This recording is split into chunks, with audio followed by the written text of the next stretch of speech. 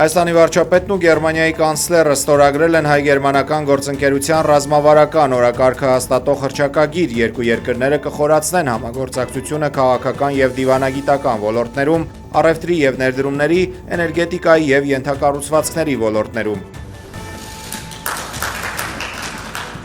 Ինչպես նաև Բեռլինը կաջակցի Երևանում հաջորդ տարի կայանալիք կենսաբազմազանության մասին կոնվենցիայի կողմերի 17-րդ համաժողովի կազմակերպմանը։ Հռչակագրում դրական է գնահատվել Հայաստանի և Ադրբեջանի միջև խաղաղության պայմանագրի նախաստորագրումը, կարևորվել է նաև հայ-թուրքական հարաբերությունների կարգավորումը։ Այսօր այս իմաստով այս Համատեղասուլիսի ժամանակ Գերմանիայի կանցլերը խոսել է ռուսական հիբրիդային սպառնալիքների մասին, Նիկոլ Փաշինյանը Հայաստանի քաղաքացիների եվրոպական նկրտումների մասին։ Խաթարող մի հանգամանք կա, որը բնական է դարձել, որտեղ ժողովրդավարության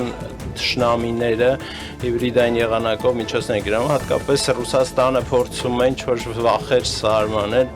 Եվրամիության հետ եւ Արևմուտքի հետ սերտացման հարաբերությունների մերձեցման մասին եւ սխալ տեղեկություններ տարածել Եվրամիության արժեքների մասին, սաբոտաժ, ապատեղեկատվություն, դրոններ, ԱԹՍ-ներ, այդ եղանակով փորձում են ապատեղեկատվություն տարածել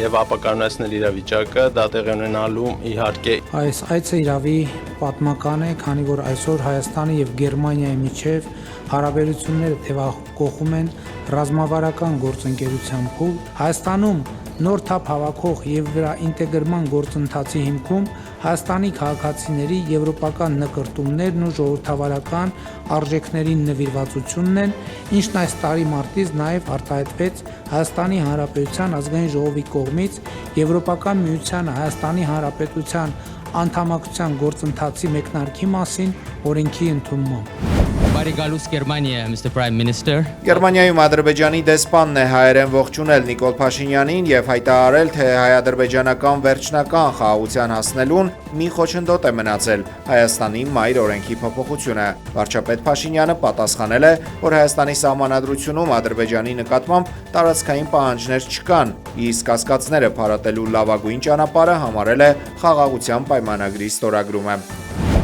Մենք ցանկանում ենք թափանցիկություն, հաշվետվողականություն, համապատասխանություն հայ առաքելական եկեղեցու կանոններին։ Բեռլինում արտաքին հարաբերությունների գերմանական ընկերակցությունում տեղի ունեցած հանդիպման ժամանակ ասել է վարչապետ Նիկոլ Փաշինյանը. Նկատի ունեմ հոգևորականների համապատասխանությունը, քանի որ չհամապատասխանելու իրավիճակը հոգևորականներին դարձնում է ավելի խոցելի արտաքին ազդեցության նկատմամբ եւ նրանց գործիք դարձնելու արտաքին ազդեցության համար։ Ոչ ոք չգիտի թե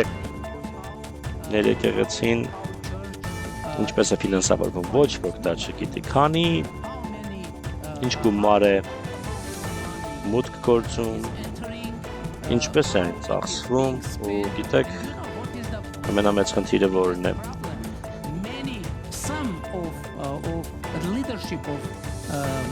Հոգևորականների ղեկավարներից ոմանք ապրում են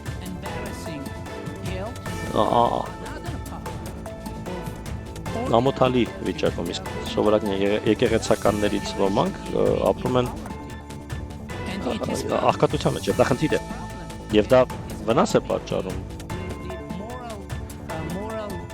մեր երկրի բարոյական մթնոլորտին։ Հայաստանի վարչապետի հակայեկեղեցական արշավին միացած բարձրաստիճան հոգևորականները հայտարարություն են տարածել ու նշել, որ եպիսկոպոսատ ժողովը չհիմնավորված պատճառաբանությամբ հետաձգել է Գարեգին II-ը։ Իդեպ Նիկոլ Փաշինյանին սատարող եպիսկոպոսների նորաբաց կայքում ամենայն հայոց կաթողիկոս Գարեգին II-ին հանգստի կոչելու, կաթողիկոսական տեղապահ ընտրելու եւ նոր կաթողիկոսական ընտրություններ կազմակերպելու պահանջով հայտադիմում է բացվել։ Նիկոլ Փաշինյանը Գերմանիայից տեսանյութ է հրապարակել կաթողիկոսի տեղապահի նշանակման թեմայով, ասել, թե այդ հարցը պետք է կազմակերպի եպիսկոպոսած դասը։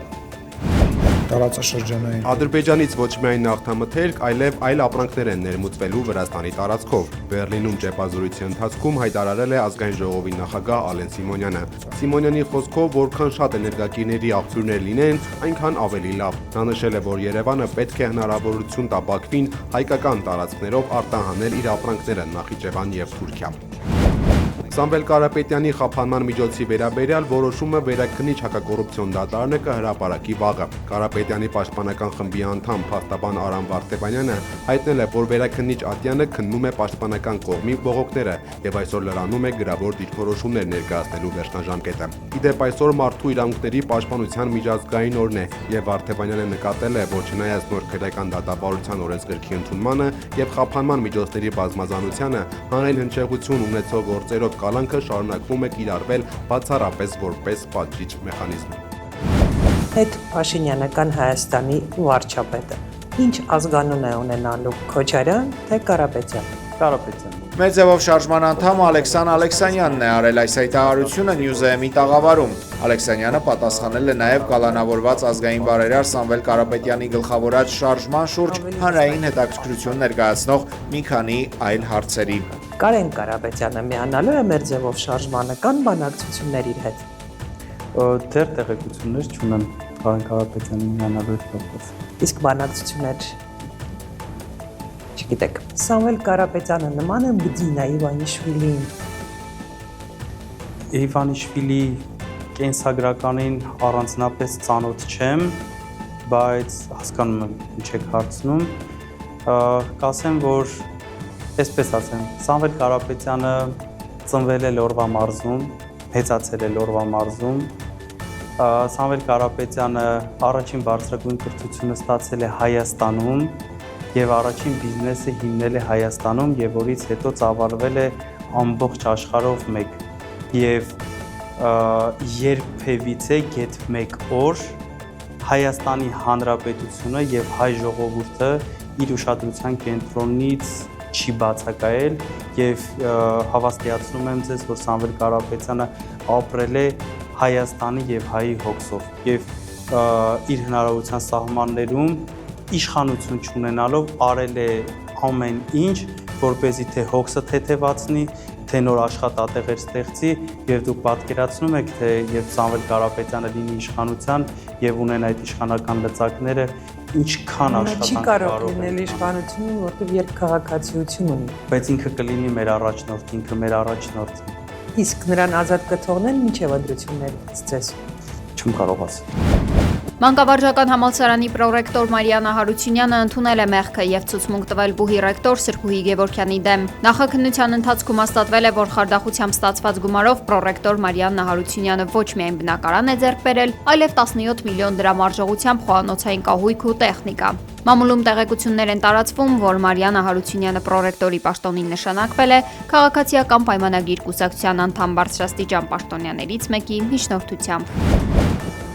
ԱՄՆ մաքսային եւ սահմանապահ ծառայությունն այժմ պահանջում է առանց վիզայի ռեժիմ ունեցող 42 երկրների ճանապարհորդներից ցույց տալ սոցիալական ցանցերի մինչև 5 տարվա պատմությունը Միացյալ Նահանգներ գնալու թույլտվություն ստանալու համար։ Գերատեսչությունը նաեւ հավաքելու է վերջին տասնամյակում օգտագործված էլեկտրոնային փոստի հասցեները, 5 տարվա հեռախոսահամարները եւ դիմորդների հարազատների մասին մանրամասներ, ներառյալ նրանց անձնական տվյալները։ ԱՄՆ նախագահ Դոնալդ Թրամփը հայտարարել է, որ դադարեցրել է երրորդ երկրից ներգաղթը Միացյալ Նահանգներ։ Այդ ցանկի առաջին եռյակում են Աֆղանստանը, Հայիթին եւ Սոմալին։ Թրամփը նշել է, որ սենատորների հետ հանդիպման ընթացքում քննարկել է ավելի քաղաքակիրթ երկրներից մարդկանց ընդունելու մասին, ինչպիսիք են Դանիան եւ Նորվեգիան։ Ներգաղթային այս փոփոխությունները տեղի են ունեցել, երբ օրեր առաջ Սպիտակ տան մոտակայքում աֆղանստանցի ներգաղթյալը կրակել եւ սպանել էր ազգային գվարդիայի 2 զինվորի։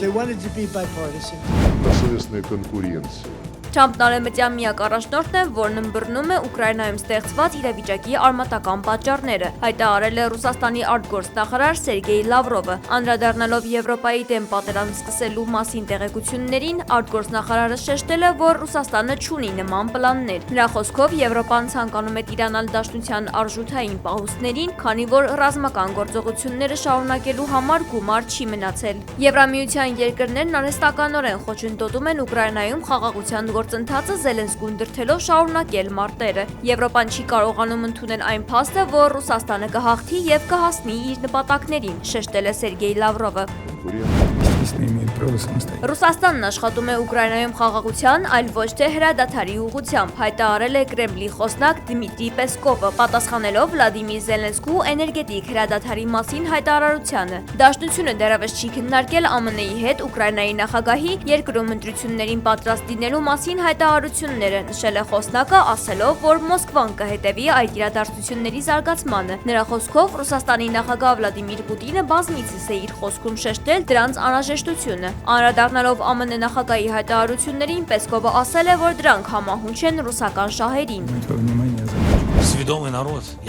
Ուկրաինայի նախագահ Վլադիմիր Զելենսկին հայտարարել է, որ պատրաստ է երկրում նախագահական ընտրություններ անցկացնել, սակայն դրա համար անհրաժեշտ է ապահովել անվտանգությունը եւ փոխել Ուկրաինայի օրենսդրությունը, որն արգելում է ընտրություններ անցկացնել ռազմական դրության ժամանակ։ Զելենսկին նշել է նաեւ Ռուսաստանի հետ էներգետիկ զինադադարի կարեւորության մասին։ Նրա խոսքով անհրաժեշտ է ԱՄՆ-ի եւ եվրոպացի գործընկերների օգնությունը ապահովելու ընտրությունների անվտանգությունը եւ այդ ժամանակ 2-ից 3 ամսվա ընթացքում Ուկրաինան պատրաստ կլինի։ Ես անձամբ ցանկանում եմ եւ պատրաստակամ եմ դա անել, ասել է Զելենսկին։ Ավելի վաղ ԱՄՆ նախագահ Դոնալդ Թրամփը պոլիտիկոյին տված հարցազրույցում ակնարկել էր Ուկրաինայում նախագահական ընտրությունների անհրաժեշտության մասին։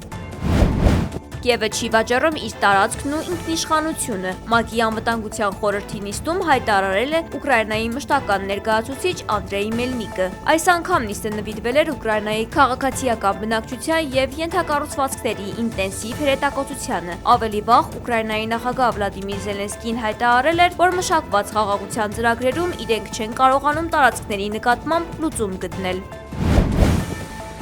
Իսրայելական զորքերը կրակել են Սիրիայի հարավում գտնվող գյուղական բնակավայրերին, ինչի հետևանքով 3 խաղաղ բնակիչ է վիրավորվել։ Բնակիչները փորձել են քարեր նետել եւ պաշտպանվել։ Իսրայելական բանակը համայնքի մայրուղու մոտ հսկիչ կետ է ստեղծել եւ խանգարել երթևեկության ընթացքը։ Ավելի վաղ Իսրայելի ուժերն օդային եւ ծովային լայնածավալ հարվածներ են հասցրել սիրիական ռազմական ենթակառուցվածքներին։ ԱՄՆ նախագահ Դոնալդ Թրամփին պոլիտիկոն ճանաչել է Եվրոպայի ամենաազդեցիկ մարդը։ Այս տարի ոչ ոք ավելի մեծ ազդեցություն չի ունեցել Եվրոպայում, քան ԱՄՆ նախագահը, գրել է ամսագիրը։ Ամենաազդեցիկների ցուցակում Թրամփից հետո Դանիայի վարչապետ Մետե Ֆրեդերիկսենն է, Գերմանիայի կանցլեր Ֆրիդրիխ Մերցը, Ֆրանսիայի ազգային ժողովի պատգամավոր Մարին Լը Պենը։